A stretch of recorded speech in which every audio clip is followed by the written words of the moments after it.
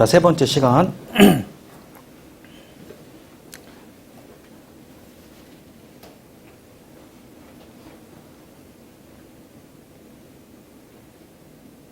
자, 이렇게 해서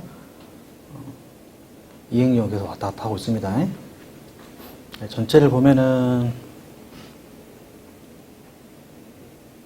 이렇게 큰 도면에서 이게 보여지고, 앞으로 쭉 빼볼래? 아, 됐다. 오케이. 오케이. 네, 중요해. 스탑. 자, 우리가 이제 그 지압선도라는 걸 배우게 될 건데, 거기 보면 이제 P하고 여기는 압력이고, 여기는 이제 부피거든요? PV 선도가 어떻게 나왔냐면, 여기 있는 그 실린더를 이렇게 옆에 지금 뒤집어놨죠? 엎드러진 상태에서 피스톤이 이렇게, 아래 내려갔다가 위로 올라갔다가 하는 이 과정을 가지고 PV를 만든 겁니다. 자, 이어서 그러면 이제 이 녀석이 어떻게 되는지 봐봅시다. 이렇게 해서 부피가 줄죠? 그러니까 부피가 줄어든 대신에 압력은 올라가죠. 근데 폭발을 했으니까 끝까지 올라갔다가 팽창을 해 나가는 과정에서 부피는 커지고 압력은 떨어지고, 이 과정이 이제 PV 선도인데, 앞으로 쭉쭉 빼봅시다. 쭉. 스탑. 아니, 가. 스탑. 근데 보면, 이거를 이제 보는 방법이 뭐냐면, 이 녀석이 여기 이렇게 올라갈 때까지는, 여기까지는 사실 한 이쯤까지만 해도 연소가 들어간 게 아니죠. 그러니까 연료가 안 들어갔잖아요.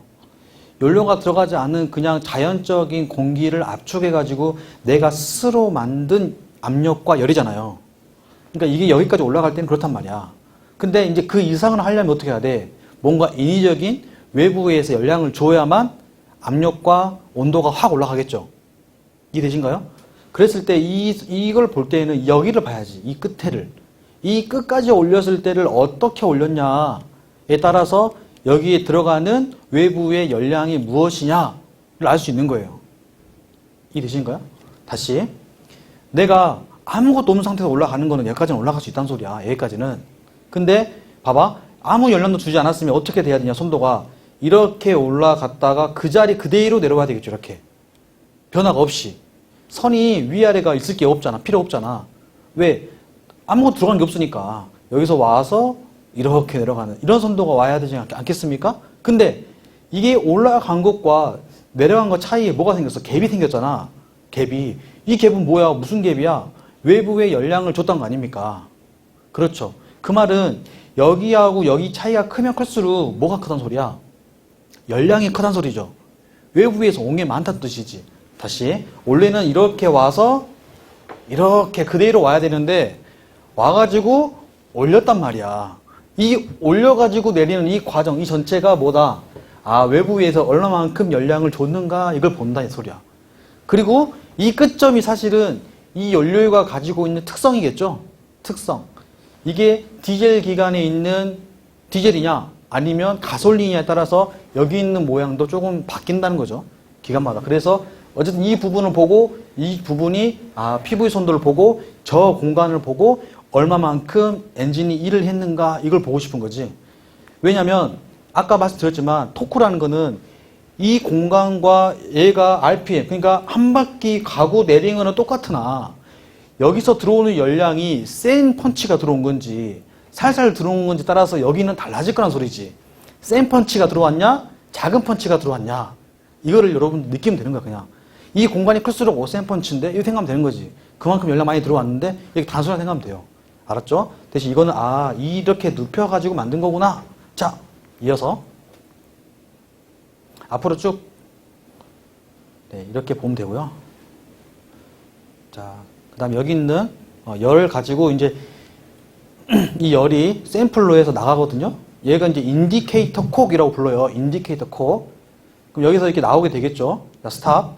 이 인디케이터 콕은 이 사람이 이제 안에 있는 열량을 보고 싶을 때 이 인디케이터 콕을 써가지고 안에 있는 아까 있는 PV 선도를 하는데 어떻게 하냐. 자, 여기 연소가스가 이렇게 와서 압력이 이렇게 올라가는데 여기다 이렇게 장착을 딱 지압기를 세팅을 해가지고 그 다음에 이 밸브를 여는 거죠. 열면은 이 기계가 이제 할 수 있는 건데, 자, 앞으로 이건 중요하지는 않고, 됐습니다. 여기까지. 자, 됐어요. 인디케이터 콕이라는 거는 언제 여냐? 시동 전에 열겠죠? 시동 전에 열어서 에어블로우라는 걸 해요. 에어블로우.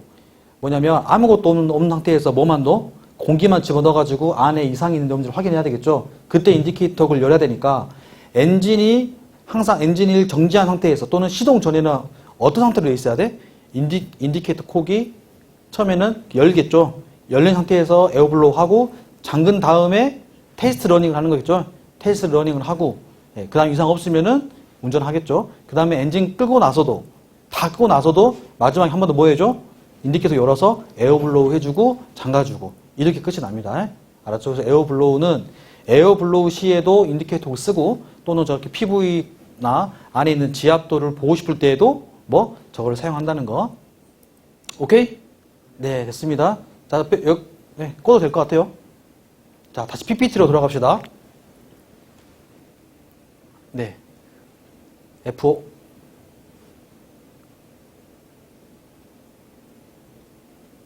아니요. F5 안 된가? 슬라이드 쇼 보기 하자, 슬라이드 쇼. 현재 슬라이드부터. 자, 여기 보면은, 이제 우리가 엔진이 이렇게 생겼는데, 크게 세 부분으로 나눠집니다.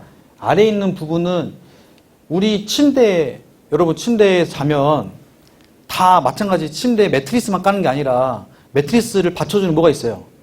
대가 있죠, 대. 프레임이 있단 말이야. 근데 그 프레임이 대라 그러죠. 그게 침대잖아. 그러니까 침대가 있고, 그 위에 매트리스 깔잖아. 그것처럼 기관도 뭐가 있다? 대라는 게 있다. 그게 기관대.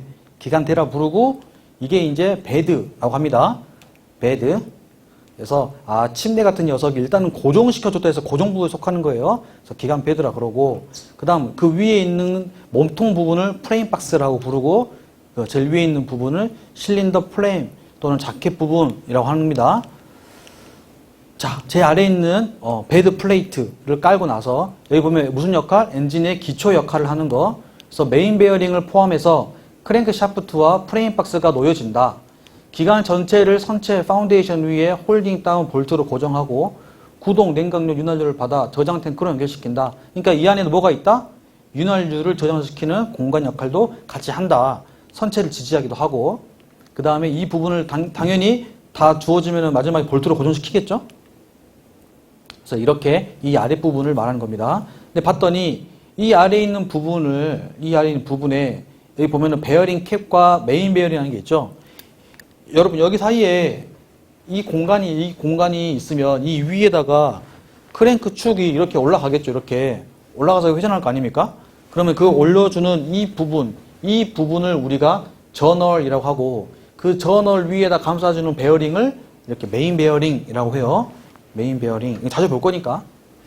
자, 그래서 얘는 크랭크 샤프트를 이제 피스톤의 왕복 운동을 축 회전 운동으로 바꾸는 역할을 한다. 그래서 크랭크 샤프트의 역할이 뭐냐라고 하면은 축 회전 운동으로 바꾸는 역할을 하는구나. 이렇게 생각하시면 되겠습니다. 그래서 이렇게 여기 있는 크랭크 샤프트를 이제 여기 위에다가 조립하는 과정이고 넣은 다음에 탑재하더라. 이 조립 과정은 중요하지 않아요. 그냥 크랭크 샤프트가 저기 있다는 것만 알고 있으면 돼. 자, 이렇게 해서 제일 마지막에 위에다가 베어링 캡을 꼽아가지고 이렇게 축을 넣었구나 했습니다. 여기 보면 이제 크랭크 기구를 보면 아까 배웠던 피스톤이 있고 이 사이에 피스톤 뭘 꼽는다? 링을 꼽는다 했죠? 링을 꼽고 그 다음에 여기 있는 콘노드가 여기 윗부분이 있고 얘하고 연결도 해야 되고 아래에서 크랭크하고도 연결해야 하잖아요. 그러면은 구멍이 두 개 있을 거 아니냐고. 그러면 여러분 보시기에 구멍이 어디가 더 커요? 아래가 크지? 여기를 보고 대단부라 부르는 거야. 위에는 소단부라고 부르는 거야. 그러면 콘노드는 소단부와 대단부가 있고 소단부는 누구하고? 피스톤 연결하니까 피스톤 핀. 우리 머리핀처럼 피스톤 핀을 꼽았다 하고 여기는 크랭크니까 크랭크 핀을 꼽았다고 하는 겁니다. 그래서 여기는 왕복 운동을 하고 여기는 회전 운동을 하고 아까 배웠던 이제 평형추 평형추가 있는데 평형추는 사실 이 끝에 있는 이 부분을 그래요. 평형추 하고 그림이 여기 나왔는데 평형추는 뒷부분 반대편에 있어요. 반대편에. 그래서 연결병은 커넥팅 로드라고 하는 거고 여기를 크랭크 축. 그 다음에 여긴 얘의 이 녀석과 이 녀석을 뭐 크랭크 암이라고 부르죠. 암. 크랭크 암과 암. 그리고 암과 암 사이. 그러니까 얘는 지금 1, 2, 3번이라고 하면은 3번하고 2번. 그러니까 각 실린더마다의 또 연결하는 부분이 있겠죠. 이 부분을 뭐라 부른다? 크랭크 저널이라고 합니다. 저널. 크랭크 저널. 그러면 저널은 사실 딱 뭐겠어요? 기준이 되겠죠? 저널은 움직이지 않고 딱 기준돼 있고 이 저널을 중심으로 이 녀석이 계속 회전을 하겠죠. 이렇게. 그 다음에 끝에 있는 플라이 휠이 있다.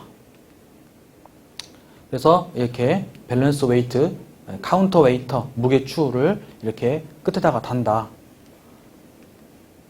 이거는 우리가 자동차 엔진에 쓰는 V6 엔진 할 때 이런 엔진들이에요. 여기는 이제 모양이 어떻게 생겼어요? V자 모양 생겼죠? 그러니까 우리가 선박에 쓰는 엔진은 이렇게 일자형으로 왕복 운동한단 말이에요. 근데 자동차 엔진은 고속으로 가야 되기 때문에 엄청난 많은 기통수가 있어야 돼요. 그러니까 하나, 둘, 셋, 넷, 다섯, 여섯 개가 있죠? 그래서 V자 모양으로 실린더가 6개 돼서 V6 엔진이라고 부른단 말이에요. 이 녀석은 하나의 추에 같이 연결되어 있으니까 얘가 왔다 갔다 하고 여기서는 얘가 왔다 갔다 하겠죠. 이해되신가요? 그러니까 하나의 추에서 이렇게 여러 개를 축을 연결해서 쓴다라. 자, 그 다음에 위에 있냐, 뭐가 있냐? 터닝 기어라는 게 있습니다. 터닝 기어가 이 녀석이거든요. 그러니까 여기가 플라이 휠인데 플라이 휠에다가 뭘 연결하면 터닝 기어를 연결하는데 터닝 기어를 쓰는 이유가 뭐냐면 잘 기억하세요. 우리가 엔진을 돌리다가 엔진을 다 스탑했어요. 그 멈췄으면 엔진이 뭘 받고 있어? 뭘 받고 있어? 열을 받았을 거 아닙니까? 그러면 열을 받고 있는데 예를 들면 자, 이거 보자. 이 실린더에서 피스톤이 사이를 우리가 윤활유 에로를 가지고 하고 있잖아요. 그 다음에 여기는 크랭크 축도 마찬가지. 여기도 여기 위에 다 뭐가 있겠어요? 윤활유가 있겠죠. 그러면 엔진이 껐단 말이야. 엔진을 딱 스탑했어. 그러면 엔진이 갖고 있는 열이 있으니까 열이나? 이름 뭐였지? 가연이에요. 가연 여기 봐. 자, 그러면 에로가 있으면 엔진이 끄면 뭘 갖고 있다? 열을 갖고 있으니까 이 열이 나중에 이 녀석하고 뭐가 될까? 뜨거우면은 금방 타버리겠죠. 그럼 에로가 타버린단 말이야. 그럼 이 녀석이 결국 뭐가 되냐? 이 뜨거운 열 때문에 탄화를 일으켜. 탄화를. 잘 기억하세요. 엔진에서 열이 있으면 에로와 만나면 뭘 만든다? 탄화가 일으킨다. 이거 중요합니다. 탄화를 일으킨다. 엔진이 열받으면 뭘 일으킨다? 에로가 탄화를 일으킨다. 탄화를. 그럼 탄화를 일으키니까 이 녀석은 찌꺼기 같은 녀석을 하겠죠. 그러겠죠? 그러면 뭘 시킬까? 피스톤 링이나 각 부위에 고착을 일으킬 수 있단 말이야. 알았죠? 그 다음에 소모량. 윤활유의 소모량도 어떻게 될까? 증가가 된단 말이에요. 알았죠? 이건 하나의 공식점 생각하면 돼. 그래서 열이 많이 발생하면 얘가 만나는 거 다 이렇게 되는구나. 그러면 여기 있는 것들이 터닝할 이유는 엔진을 끈 다음에 이 녀석이 타고 나오면 안 되니까. 타면 안 되니까. 어떻게 하는 거야? 계속 천천히 굴려주면서 계속 에러를 묻혀주는 거야. 에러를 이렇게. 타지 말라고 계속 묻혀주는 거야. 이렇게. 그러면서 뭐 하는 거야? 에러가 열을 가져가겠죠? 에러가 열을 가져가고 냉각시켜주니까 사실은 냉각작용을 계속 해주는 거지. 이해되신가요? 그럼 터닝 기어를 계속 몇 분, 한 15분에서 20분 해준단 말이에요. 해주고 나서 끄고, 그 다음에 다시 스타팅 할 때에도 마찬가지. 엔진 열 안 받는 상태잖아. 그럼 에로가 갖고 있는 열이 한 54도, 55도 이런단 말이에요. 그 에로를 다시 한번 묻혀주는 거야, 이렇게. 왜냐? 내가 엔진을 꺼놨으니까 이미 유막이 어떻게 되겠어요, 유막이. 이렇게 있으면 위에 있는 에로들은 다 떨어져 있겠지. 중력에 의해서. 그럼 위에는 에로가 묻혀지지 않은 상태잖아. 마찬가지. 그러니까 여기도 마찬가지고요. 다 에로가 없는 상태 아닙니까? 그러면 여기다가 뭘 해주는 거야? 터닝을 하면서. 터닝이라는 거는 이 크랭크 축을 회전을 시켜준다는 소리야. 천천하게. 그러면 천천히 여기를 회전시켜주면 얘가 천천히 움직이겠죠? 그럼 천천히 움직이면서 여기를 윤활유를 계속 묻혀주는 거죠. 윤활유로 묻혀주면서 동시에 열도 좀 애열도 시키고 그런 목적으로 터닝을 언제? 엔진을 끈 다음에도 하고 엔진을 다시 켜기 전에도 터닝을 해준다. 이게 터닝기의 목적이고 두 번째는 우리가 아까 상행전기 같은 경우에 이렇게 밸브가 이렇게 있었잖아요. 그럼 밸브가 우리가 캠축에 의해서 여기가 오픈되는 거하고 클로즈 되는 거를 알 텐데 우리가 밖에서 봤을 때는 지금 1번 실린더가 열려있는 상태인지 닫힌 상태인지는 알 수가 없잖아요. 알 수가 없잖아. 그러면 내 입장에서는 이거를 수리하고 싶은데 모르겠단 말이야. 모르겠으니까 어떻게 하냐? 여기 있는 플라이 휠에다가 여기다가 딱딱 체크를 해놓은 거야. 이렇게. 지금 1번 실린더가 위에 있는 탑 상태입니다. 이렇게. 여기는 3번 실린더가 버텀 상태입니다. 이렇게. 바다 상태입니다. 이렇게 알려주는 거야. 그러면 이 알려주는 거 어디다 체크한다? 플라이 휠에다가 체크를 하는 겁니다. 그러면은 이 녀석이 우리가 엔진 수리하고 싶을 때 엔진을 올리고 싶을 때는 어떻게 한다? 이 플라이 휠에 있는 크랭크의 각도를 보고 뭘 꼽아가지고 터닝 기어를 꼽아가지고 천천히 회전을 시켜줘가지고 일을 한다는 거지. 그런 목적의 터닝. 그러니까 터닝 기어도 당연히 이런 흡기 밸브나 엔진을 수리할 때 터닝 기어를 통해서 플라이 휠이 적혀 있는 크랭크의 각도를 보고 한다. 그러니까 아까 우리가 플라이 휠이 회전력의 균일도 있었지만 동시에 무슨 역할도 왜 여기 있는 흡백이 작용해 있는 이 각도를 제공하는 역할도 하는 거죠, 같이. 아시겠죠? 그래서 터닝 기어의 역할은 저렇다. 근데 터닝 기어를 꼽고 운전하면 안 되겠죠? 물론 이제 알람 장치가 돼 있어가지고 안 되겠지만 옛날 배들은 내가 들었던 게 그런 거 있다더라고. 기관장님이 이거 터닝 기어를 꼽아놓고 시동을 에어블론 팍 해갖고 안 해야 되는데 팍 돼가지고 이 근방에 있는 사람들 다쳤다. 이게 튀겨져 나가서 조심해라. 이렇게 기관장님이 막 맨날 겁주고 했었거든요. 조심하라고. 근데 보니까 이게 딱 꼽아져 있으면 원래 안 되잖아요. 이 시동이 자체가 안 돼요. 그래서 안 지돼 있으니까요. 어쨌든 위에 저게 터닝기의 역할입니다. 그래서 모터에 의해서 크랭크의 샤프트를 저속으로 회전시켜주는 역할을 한다. 엔진 수리나 조립 시 적정 위치에 크랭크 샤프트를 고정하는 역할을 한다. 했습니다. 그래서 보면 여기 있는 거 있죠? 조그만 거. 이게 플라이휠이고 이 플라이휠이 꼽혀 있는 게 터닝기어입니다. 오케이. 자, 그 다음 이제 프레임 박스죠? 프레임 박스는 이제 여기서 포인트는 실린더 플레이트, 베드 플레이트하고 위에 있는 실린더하고 사이에 연결해 주는 건데 이 가스 압력에 의한 힘을 전달한다 했죠. 그러니까 여기서 폭발을 해가지고 내려오는 과정에서의 그 역할을 하는 거잖아요. 가운데 있으니까. 그 말이고 기름이 새지 않게끔 크랭크 케이스를 밀폐한 역할을 한다. 그래서 여기 보면 이런 것들이 다 밀폐 공간들이 이렇게 안에 있어요. 그래서 펌프 사이드에는 크랭크 케이스 내부로 출입할 수 있는 도어가 여기에 도어가 설치되어 있고 이그조스트 사이드에는 릴리프 밸브가 각각 설치되어 있다. 이 정도만 알고 있으면 되겠습니다. 그래서 릴리프 밸브하고 도어, 릴리프 밸브 이렇게 두 개가 있어요. 이건 도어죠, 도어. 릴리프 밸브. 릴리프 밸브는 내가 원하는 압력이 이렇게 있는데, 자, 내가 원하는 압력을 가고 있다가, 자, 압력을 가고 있는데 이렇게, 때로는 여기서 막힐 경우가 생기겠죠. 관을 가고 있으면. 그러면 이게 쌓이니까 압력이 어떻게 될까요? 압력이 커지겠죠, 이렇게. 그럼 압력이 커지면은 여기 있는 관이 어떻게 될까? 무리를 받겠죠? 터지거나, 빵꾸 나거나 하겠죠. 그럼 돼, 안 돼? 안 되잖아. 안 되니까 이 사이에 뭐 하는 거야? 연결 부위를, 구멍을 뚫어주는 게 필요하겠죠? 그래서 여기다가 뭘 설치한다? 밸브를 설치해서 다시 리턴 시켜주는, 이게 필요하겠죠? 이게 릴리프 밸브의 역할인데, 이 릴리프 밸브의 특징은 뭐냐면, 릴리프 밸브는 내가 원하는 설정 압력 이상이 오면은 오픈이 됐다가, 내가 세팅한 압력이 만약에 27kg였어. 그럼 27kg의 유체가 가고 있는데 그 이상이 되면은 열리는 거잖아. 그럼 열려서 보낸단 말이야. 그럼 그랬다가 여기가 다시 압력이 떨어졌어. 다시 떨어졌단 말이야. 27kg 이하가 됐어. 그러면 어떻게 돼? 다시 밸브가 자동 복귀돼서 닫히게 되는 거죠. 이해되십니까? 그러니까 리 밸브는 내가 손댈 필요가 따로 없어. 얘가 지가 알아서 그냥 열렸다가 닫혔다가 하는 겁니다. 근데 우리가 때로는 이제 세이프티 밸브라는 걸 배우잖아. 세이프티 밸브는 어디에 달려있냐면 우리가 메인 엔진 실린더에 달려있어. 이런 경우는 엔진 자체 연소실이 만약에 테스트 러닝을 했는데 폭발 빡 했는데 얘가 갑자기 압력이 너무 세게 나왔어. 팍 폭발을 세게 했단 말이야. 그럼 그럴 경우는 얘는 어떻게 되냐면 밸브가 열리겠죠.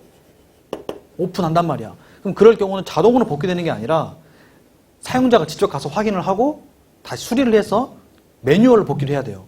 세이프티 밸브는. 얘는 어디에 달려있냐면 메인 엔진도 있고 그 다음에 보일러에도 있어요.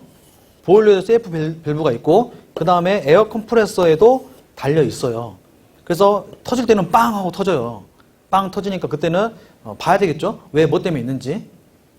그래서 확인을 꼭 해야 되는 것들이고, 리밸브는 뭐 그렇게 안 해도 되는, 그냥 추가적으로 알아놓으면 되는 겁니다. 그래서 세이프티든 뭐 릴리프든 결국은 뭐요? 내가 사용자가 설정한 압력 이상이 오면은 열려야 되는 안전장치로서 쓴다. 생각하시면 되겠습니다. 자, 그 다음. 아까 배웠던 커넥팅 로드고, 이제 이 사이를 좀 보면 이렇게 막, 뭐, 조금씩 이렇게 구분되어 있는데, 그냥 필요 없습니다. 이 정도 보면 돼요.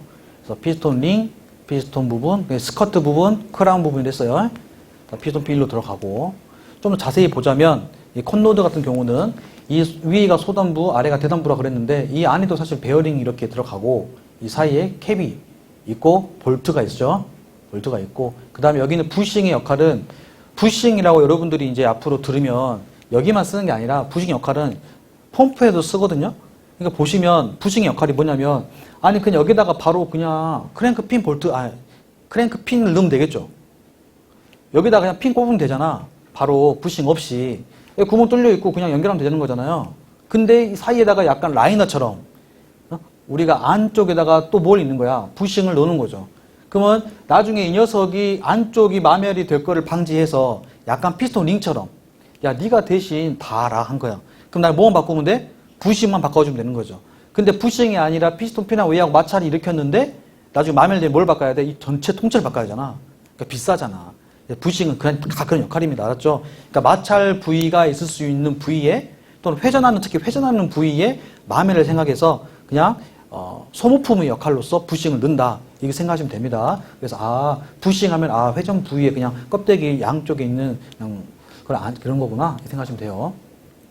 그래서 커넥팅 로드의 길이가 길수록 횡반향의 힘의 비율이 작아져 진동 및 마찰이 적어지고 그 결과로 흔들림도 적어진다. 이게 아까 말한 이제 측압이 적어진다는 거였죠. 다리가 기니까 살짝만 걸어도 되잖아요. 그렇죠? 로드를 길게 할수록 어떻게 되겠어요?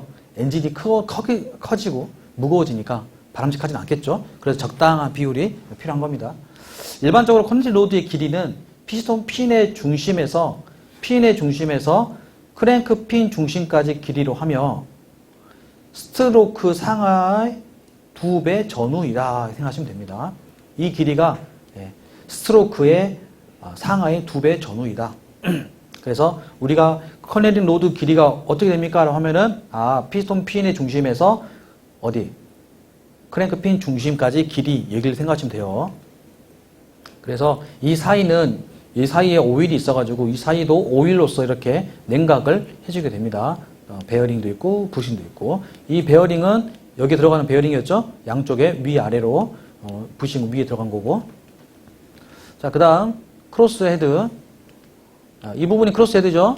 크로스 헤드가 보면은 이 안에 뭐 이제 크로스 헤드 핀이 있고 그 다음에 가이드 슈가 있어서 이 가이드 슈가 얘들을 잡아가지고 반듯하게 왕복 운동 시켜주는 부분을 말하겠죠. 뭐 그렇게 중요하진 않고 그냥 그 역할을 한다. 이거 알고 있으면 되겠습니다. 자, 꼽아 넣고 그 다음에 실린더 프레임 위쪽에다가 이제 실린더 부분은 지점 연소가 연소하는 장소 그 다음에 엔진의 추진력이 발생되는 곳이다. 따라서 항상 기계적 열적 부하를 심하게 받고 있으므로 구조 설계나 재질의 선정, 냉각 방식이 중요하다 되어 있고 실린더 라이너가 있고 캠샤프트 이런 것들이 있는데 이런 것들 별로 중요하지 않고 야영에 있구나 생각하시면 돼요. 외울 필요 없어요. 자, 여기 안에 보면은 실린더 루브리케이터라는 게 있어요. 루브리케이터. 이게 뭐냐면 우리가 여기 있는 연소실이 있으면 여기 있는 에로가 필요하겠죠. 에로. 여기 있는 에로가 무슨 에로? 실린더 에로라고 했어요. 그러면 실린더 에로는 얘가 주입이 되면은 폭발과 동시에 그냥 타버리겠죠. 타고 그냥 나가는 겁니다. 그러니까 실린더 에로는 다시 쓴다 못 쓴다? 못 쓴다는 거야. 일회용이야. 일회용. 한번 쓰고 하는 거야. 여기는 무슨 에로?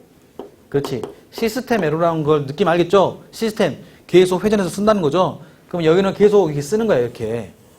시스템 에로는 실린더 오일이고 그러면 여기 아까 우리가 이제 크로스 헤드가 있으면 얘 같은 경우에는 우리가 이제 이렇게 아까 배웠던 스터빙 박스가 있고 그러면 여기를 에로를 넣어주는 게 있을 거 아닙니까? 넣어준 장치가. 그 장치가 뭐라고? 실린더 루브리케터가 얘 역할을 하고 있거든요. 그러면 이 녀석이 여기다가 윤활유를 넣어주는데 조속일 때는 어떨까? 많이 들어갈까? 적게 들어갈까? 응? 조속일 때 많이 들어갈까? 적게 들어갈까? 원래 기본적으로는 속도가, 자, 마찰이잖아요. 그러면 생각해 보세요. 속도가 원래는 고속이 될수록, 자, 고속이 될수록 마찰이 어떻게 되겠어요? 마찰은 커지겠죠? 그쵸? 고속이 될수록 마찰이 커지잖아. 세게 하면은, 그럼 열이 많이 발생할 거 아닙니까? 그럼 윤활을 더 많이 넣어줄 거 아니야? 원래는. 그리고 플러스, 여기다가 연료유가 가지고 있는 황성분들도 있을 거 아니야? 그치? 그 다음에 산화가 될 거 아니야? 그러면 거기를 계속 중성시켜줘야 할 거 아닙니까? 윤활유가? 그러니까 쉽게 말하면, 간단히 생각하면, 원래는 고속이 될수록 마찰이 심해지니까 에로양도 어떻게 되는 거야? 많아져야겠죠. 이해했어요? 그러니까 고속일수록 에로량도 많아진다. 근데 웃긴 게 뭐냐? 자, 저속일 때.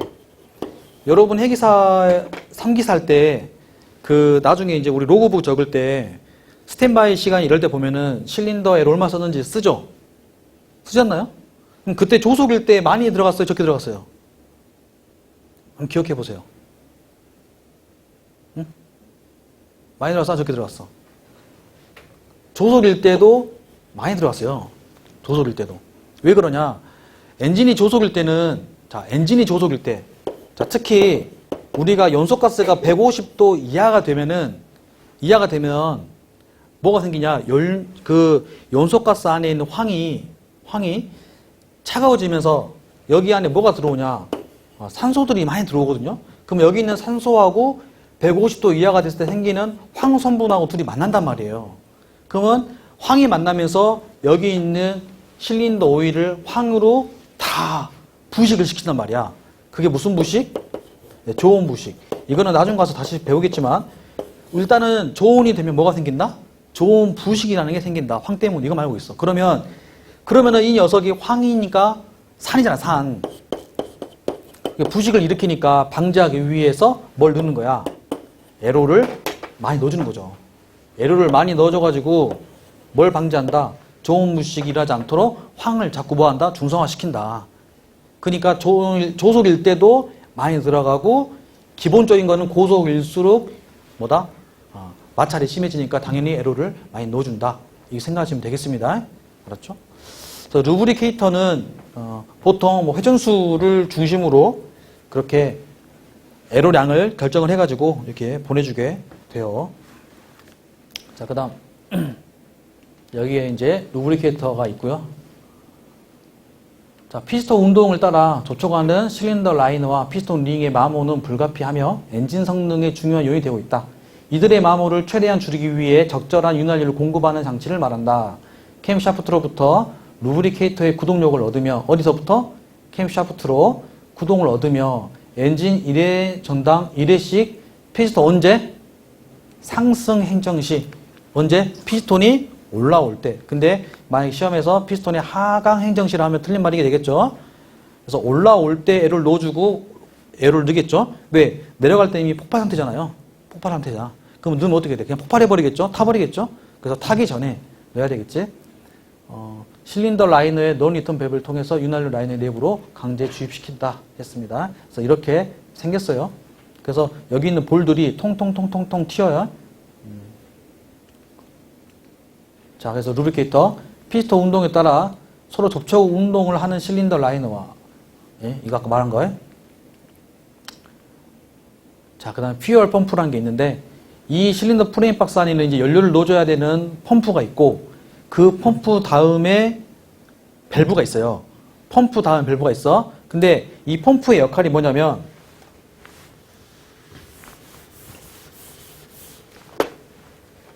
이 연료유 펌프는 기본적으로 펌프를 통해서 먼저 와서 그 다음에 이 밸브로 가거든요. 근데 이 펌프의 역할이 뭐냐면 여기서는 압력을 만드는 거예요. 압력 만들어서 여기 뭐만 하냐? 여기는 분사만 하는 거야, 그냥. 알았죠? 얘가 압력을 자꾸 만든다고 생각하는 분들이 계시더라고. 근데 아니에요. 밸브는 그냥 밸브야. 뭐야? 밸브 역할은 뭐야? 그냥 열고 닫히고밖에 없는 거야. 그러면 언제 열릴 건데 이건 있지. 언제? 그러니까 분사 압력이라는 건 있지. 내가 언제 열릴 것인지, 언제 닫힐 것인지. 이거는 이 압력 세팅할 수 있지만 이 자체가 압력 형성하는 기능은 못 한다는 거야. 기본적으로 성능은 누가 한다? 만드는 거는 압력 만드는 거는 펌프가 한다. 그리고 분사 시기 또한 펌프에서 한다. 이 두 가지 큰 역할을 얘가 가져가고 얘는 그냥 분사만 한다. 아시겠죠? 그래서 이 역할이 나눠져 있는데 그럼 첫 번째 펌프가 나오겠죠? 그래서 펌프는 지금 뭐 퓨얼캠과 롤러에 의해 구동된다라고 했는데 이거는 나중에 펌프 때 자세히 공부하는 거 하고 우선은 펌프가 이 상태에서 이렇게 해가지고 어디로 들어간다? 네, 메인 엔진으로 들어가서 분사를 한다. 생각하면 됩니다. 이게 어디에 달려있다? 어디 달려있다? 실린더 자켓에 있다는 거예요. 그래서 여기 보면은 퓨얼 펌프가 있죠? 그 다음에 이 퓨얼 펌프 아래 있잖아요, 아래에. 이 바닥에 들어가면은 이렇게 있는 거예요, 이렇게. 그래서 여기 보면 퓨얼 캠이, 아까 캠 배웠죠? 볼로 튀어나온 거. 그 볼로 튀어나온 녀석이 여기를 돌면서 얘를 이렇게 돌면서 톡톡 올려줘, 이렇게. 그러면 올려주면은 이 펌프에서 뭐가 형성된다? 압력이 만들어진다는 거지, 압력이. 자, 그 다음, 이거는 라이너, 라이너를 이제 안에 끼우겠죠? 자, 이게 라이너인데, 보면, 여기가 아까 배웠던 소기공이 같이 있죠? 그리고 위아래는 전부 다 오일링, 오일이 아니라, 자, 이제, 오링들이 여기에 이제, 있습니다. 오링 역할은 뒤에 라이너에서 공부하는 거 하고, 자, 이 피스톤의 왕복 운동을 안내하는 역할을 하는 게 라이너다. 그래서 이 라이너는 엔진이 큰 경우에만 라이너가 있고 소형 자그마한 엔진, 오토바이 엔진 이런 엔진들은 라이너가 없겠죠. 자동차 엔진 조그마니까 없어요. 이 라이너 역할도 뭘까? 피스톤하고 물론 이 두 개가 맞닿은 경우가 그러니까 실린더하고 피스톤 링이 맞닿지만 아무래도 계속 쓰다 보면은 라이너가 닿겠죠. 그럼 라이너만 닿으면 라이너만 바꾸면 되는 거잖아. 아까 부싱처럼. 아니면 뭐가 바꿔야 돼? 실린더 박스 전체를 바꿔야 되잖아. 그러니까 그게 하면 너무 비싸니까 그냥 각각 실린더에다 라이너를 이렇게 설치를 하는 거지. 그래서 이 라이너는 자, 원통 현상이며 상부에 실린더 오일 공급을 위한 홀이 있고 하부에는 에어 공급을 위한 소기공이 있다. 직접 연료가 연소하는 장소로 냉각이 중요하며 냉각수는 라이너 상부의 쿨링 자켓을 거쳐 실린더 카바로 흐른다 라고 했습니다. 그래서 이 라이너가 보면 라이너를 쓰다 보면은 위에가 아무래도 폭발을 하니까 많이 닿겠죠. 위에가 많이 닿겠지. 그리고 공간도 위에하고 아래에 있으면 아무래도 위에가 조금 더 넓겠죠. 조금 더. 왜냐하면 나중에 피스톤을 조립할 때 위 공간이 짧으면 못 들어가겠죠. 그러니까 처음에 들어갈 수 있는 공간도 확보해주기 위해서 약간 위에가 좀 더 큽니다. 라이너가. 자, 그래서 라이너는 우리가 이렇게 종류가 있어요. 일체형 라이너. 그러니까 이렇게 아예 라이너 자체에 여기 뭐가 있어. 그냥 이 공간이 있어가지고 이 사이에 뭐가 흐른다. 냉각수가 흐르는 형태가 있고 그 다음에 라이너, 습식 라이너, 건식 라이너가 있는데 습식 라이너는 여기 보면 이 빨간 색깔 있죠. 이 빨간색이 라이너예요.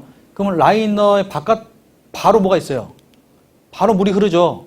그러니까 습식이라는 거는 이 라이너, 빨간색 라이너하고 여기 있는 파란색 물하고 그냥 바로 뭐 한다? 맞닿은 상태를 말하는 거야. 그 만약에 구멍 뚫리면 어떻게 돼? 바로 물 들어가겠지? 튀어나가든지. 그게 있지만 그럴 일은 거의 없죠, 사실. 그래서 이게 사실은 냉각 효율은 가장 좋겠죠? 바로 물하고 맞닿아 있으니까. 얘 같은 경우는 뭐가 있어? 물이 있지만, 뭐야, 이건 또? 쇠잖아. 그치? 이게 같이 있고. 그래서 이거는 일체형이라는 거는 전체가 같이 그냥 따로 있는 게 아니라 섞여 있다는 소리야. 그래서 이 블럭과 물과 이렇게 라이너가 있고 이 라이너를 뽑아내면은 그냥 블럭이 있는 거지. 그리고 이 녀석은 같이 그냥 이 통째로 같이 이렇게 이 공간을 준 거고 일체형은. 그 다음에 건식이라는 거는 여기 보면 라이너가 안에 들어가 있는데 여기 블럭에다가 이 공간을 뚫어가지고 냉각수가 흐르는 공간이 생긴 거지. 그러면 봐봐. 연소가스 입장에서는 물하고 만나는 걸 보자고. 연소가스는 여기잖아요, 지금. 그럼 연소가스는 자, 1단계 거치고 2단계로 가는 거죠, 물로. 아니, 그러니까 냉각을 열도하는 거는 물하고 냉각수하고 연소가스잖아. 그러면 물하고 연소가스가 만나는 과정에서 1, 2, 3이잖아. 1, 2, 3 하지 말자. 그냥 하나가 있잖아, 여기에. 여기는 뭐가 있어? 아무것도 없잖아. 다이렉트잖아. 바로 만나는 거야. 여기는 하나, 여기 하나, 두 개나 있네. 이해되신가요? 그러니까 쇳덩어리가 두 개를 거친 다음에 물로 가는 거라고. 그럼 당연히 건식 라이너가 제일 효율이 떨어지겠죠. 전달되는 과정 안에서. 이해됩니까? 자, 여기서 여러분들이 좀 이제 알아야 할 게 뭐냐. 이 열이라는 거는, 이 열은 반드시, 예? 열은 이동을 하게 돼 있어요. 이동을 어디서 어디로 할까요? 당연히 고온에서 저온으로 이동을 하겠죠. 아, 그렇잖아. 열이 차가운 데서 뜨거운 데로 그거 봤어요? 아니잖아. 뜨거운 데서 차갑게 옮겨지잖아. 그러니까 식잖아, 열이 계속. 그 말은 고온, 저온 가는 거잖아. 이게 열의 이동이란 말이야. 열이 가지고 있는 특성이야. 열은 이동한다. 이게 무슨 법칙? 열역학? 몇 법칙? 이동이라니까? 이 법칙이야. 알았지? 이동하잖아. 그래서 이 법칙인 거 알았죠? 그러면 이게 열역 이 법칙인데 어떻게 이동을 하냐? 이동에 세 가지가 있어. 하나는 전도. 전도라는 건 뭐냐면 열이 고체에서 고체로 가는 이 현상을 보고 열이 전도된다라고 하는 겁니다. 열이 전도된다라고 하는 거는 어떻게? 고체에서 고체로 가는 거지. 그렇다면 지금 이 실린더하고 건식 라이너는 전도가 일어나 안 일어나? 응? 연소가스가 전도가 일어나 안 일어나? 안 일어나? 고체하고 고체라니까? 이 말은 자, 여기는 안에 자 라이너가 있고 그 다음에 뒤에 뭐가 가는 거예요? 예? 블럭을 지나잖아. 그럼 블럭도 고체고 얘도 고체잖아. 그러니까 고체에서 고체로 이동하고 있잖아, 지금 열이. 그 말은 뭔 말이야? 전도되고 있다고 한 게 맞는 말이죠. 이해된가요? 그러니까 열은 쇳덩어리와 쇳덩이끼리도 뭐 한다? 열이 이동을 하는 거고 있는 거잖아, 이렇게. 이해되죠? 자, 두 번째. 대류. 대류는 열이 이동할 때, 그러니까 얘는 고체를 타고 가는 거 전도라 그러는 거고, 여기는 이제 고체가 아닌 물과 기체를 통해서 이동되는 것 보고 대류가 일어났다는 거예요. 그래서 우리가 보통 물 해가지고 밀도차를 하잖아요. 밀도차 뜨거운 물이 어디로 가고, 위로 가고, 찬물은 아래로 가고, 그 다음에 공기도 어떻게 돼? 뜨거운 공기가 위로 올라가고, 차가운 공기는 내려가고, 이렇게 하잖아. 그래서 우리가 에어컨 쐴 때도 어떻게 해? 에어컨 바람 불 때에도 위로 올려놓으면 차가운 공기가 아래 내려가잖아. 순환을 이렇게 하잖아, 이렇게. 근데 차가운 공기를 아래로 해놓으면 어떻게 돼? 계속 아래만 있고 윗공기는 층이 나눠지겠죠. 순환이 안 일어나잖아. 우리 에어컨 쐴 때. 그래서 여기 있는 거 보면, 아, 물과 기체를 통해서 대류가 되는 거는 뭐 한다? 이것 보고 대류가 된다라고 하는 거예요. 그래서 여기서는 보면, 라이너 습식 같은 경우에는 이 열을 받잖아요, 라이너가. 그러면 사실 여기서 봐서, 여기도 마찬가지. 라이너가 연소가스가 여기를 뭘 타고 가는 거야? 전도돼서 갔다가 바로 여기서 뭐가 되는 거예요? 대류가 되는 거죠. 대류가 되면서 열이 바깥으로 빠져나가는 거지. 연소가스에 있는 열이. 이해되신가요? 그래서 이 라이너 안에는 그러니까 이 녀석이 쓰고 있는 게 전도로서의 열이 많이 가냐, 대류로서 많이 가냐, 이게 다른 거지. 그리고 세 번째, 복사 에너지. 복사 에너지는 안에 있는 열을 이동할 수 있는 매질이 있어, 없어? 매질이 없는 상태를 복사 에너지라고 합니다. 복사 에너지. 그래서 우리가 보온병을 만들 때 여기다가 우리가 물을 넣어놓으면 이 물하고 이 사이, 이 통 사이는 뭐가 되는 거예요? 전도가 되는 거겠죠, 전도. 그 다음에 이 공간을 바깥에다가 하나 더 감싸가지고 이렇게 보온병을 만들거든요. 근데 이 가운데를 뭘로 만드냐면은 진공 상태를 만드는 거예요. 진공. 그럼 어떻게 되냐? 여기는 지금 원래는 열이 대류를 통해서 이동해야 되는데 물과 기체를 통해서 해야 되는데 진공이면 둘 다 없는 거잖아. 둘 다 없으니까 대류가 잘 돼, 안 돼? 안 되잖아.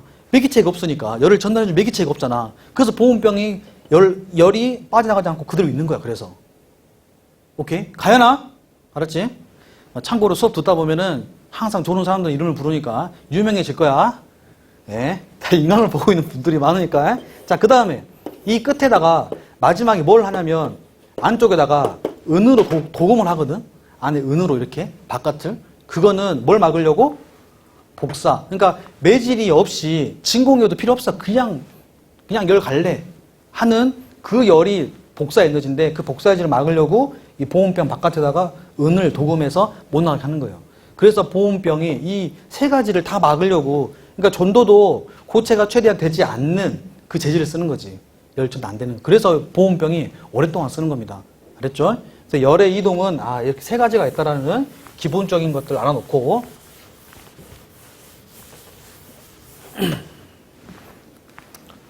자, 그 다음 탑재하는데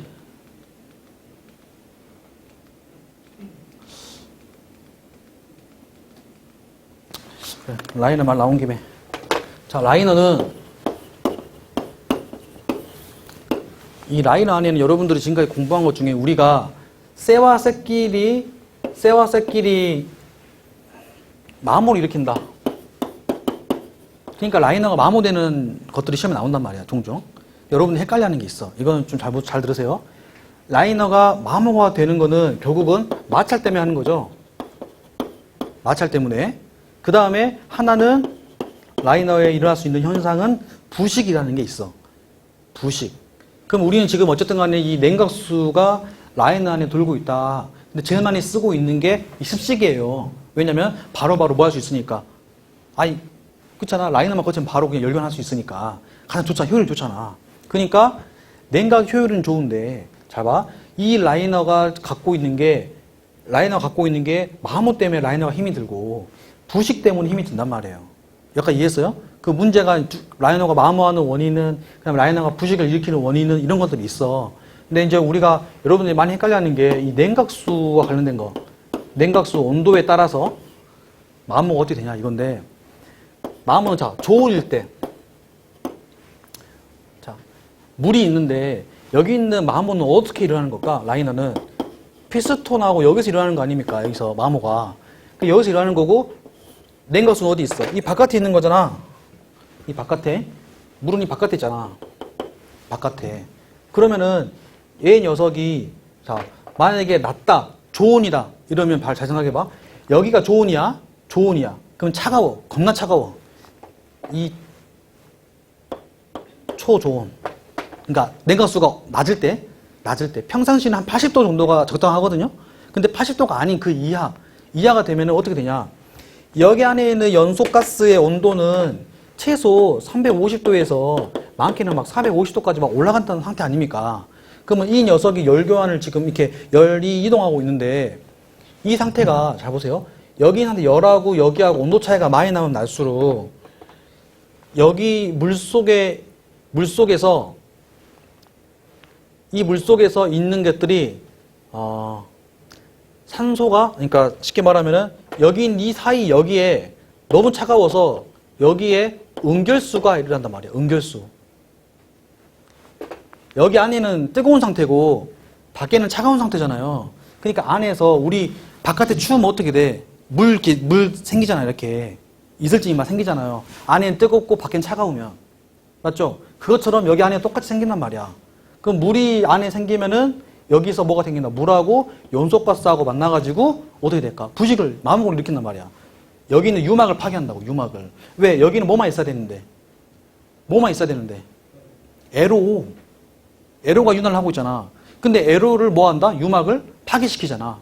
왜? 온도가 너무 차가우면 물이 응결수가 생기고 그 응결수 때문에 여기서 링이 파괴된단 말이야. 그러면 링이 파괴되니까 여기 다 마모가 일어나겠죠? 그래서 저온일 때는 마모가 일어나는 거지. 됐나요? 됐어요? 저온일 때는 됐어. 자, 그러면 고온일 때는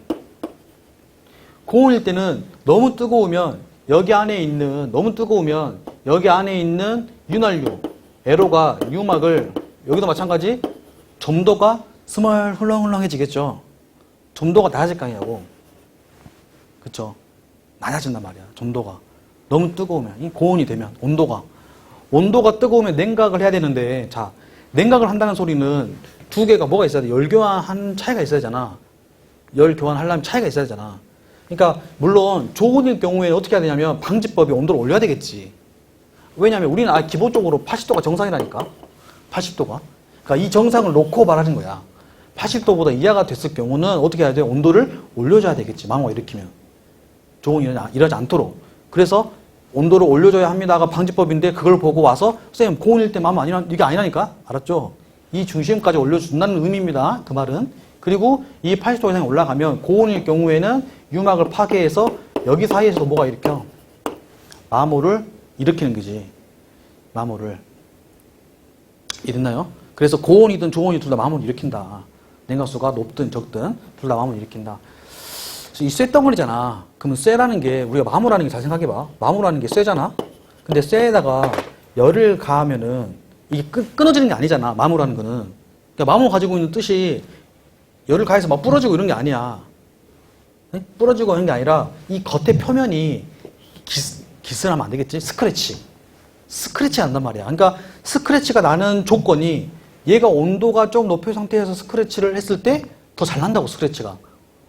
아시겠죠? 온도 높일 경우에 겉을.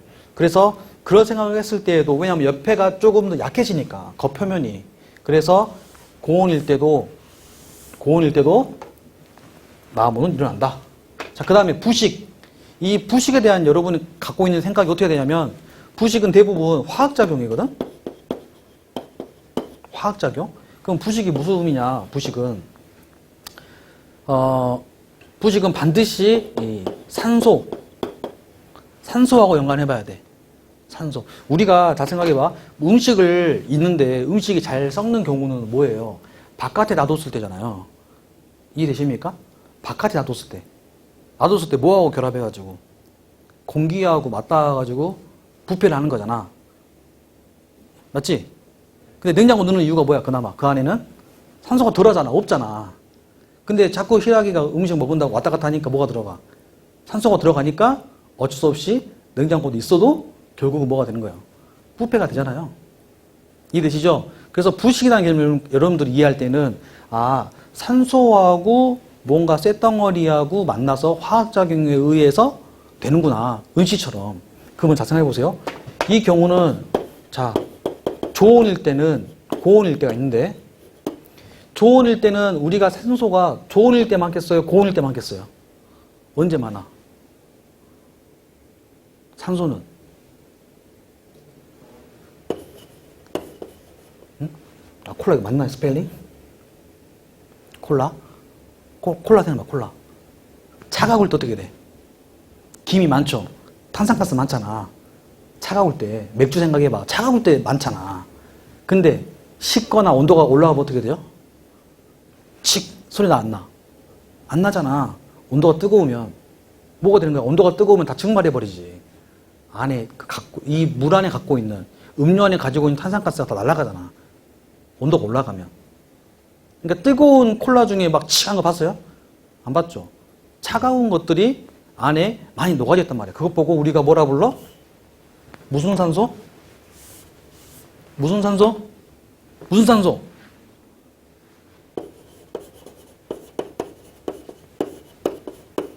용존산소라고 부르잖아. 그치? 용존산소. 그러니까 용존산소는 어디에 많은 거야? 좋은일 때 많잖아. 그러니까 냉각수가 뭐 할 때? 적을 때는 부식이 일어날 수 있는 거지, 충분히. 이해되세요? 왜냐? 여기 안에 이미 산소가 많으니까. 그러니까 부식은 사실은 이 냉각수가 있으니까 얘 입장에서는 어디에서? 라이너의 외부겠죠? 라이너의 외부에서 일어나는 거잖아. 외부에서. 이해되신가요? 외부에서 일어나는 게 라이너의 부식이지 않겠어요? 그렇죠?